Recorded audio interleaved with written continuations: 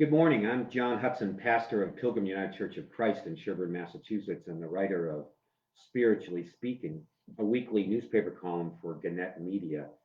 And I welcome you to another of my twice weekly video essays with thoughts about how all of us can lean into and get through these strange and amazing days.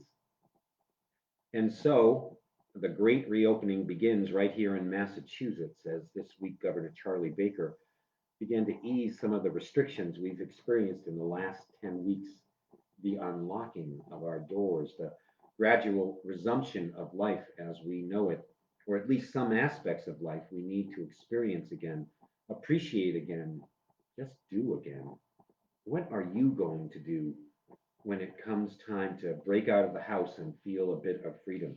Walk on the beach, get a haircut, go to your favorite store, stand in line for a big ice cream cone from your local creamery, maybe even in a few more weeks visit a restaurant or go to the mall or watch a Little League baseball game. I've been thinking a lot this week about what it is going to require on all of our parts to make sure this newfound freedom does not result in some of us forgetting the things that have kept so many of us safe since mid-March.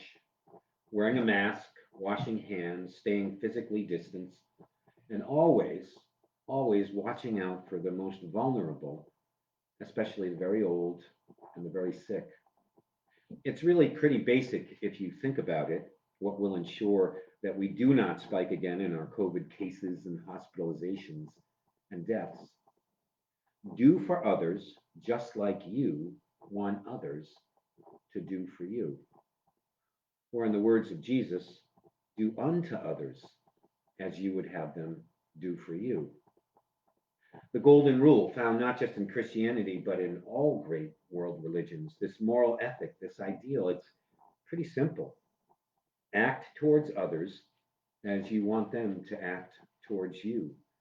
It recognizes that we are all interconnected in this life, that what I do or do not do, this directly affects the life that you experience.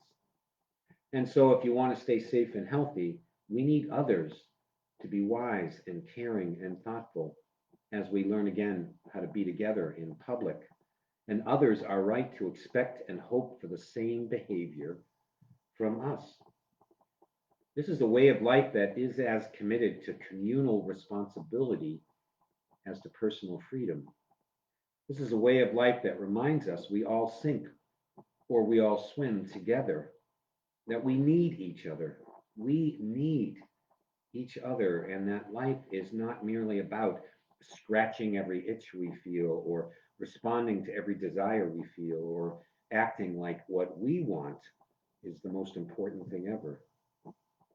No, I think the best life always recognizes the interdependence of each of us, one to another. And so I wear a mask and I'm extra careful as I go out in public, not just to protect myself, but also to protect you too, and your loved ones, folks I won't ever meet. Do unto others as you would have them do unto you.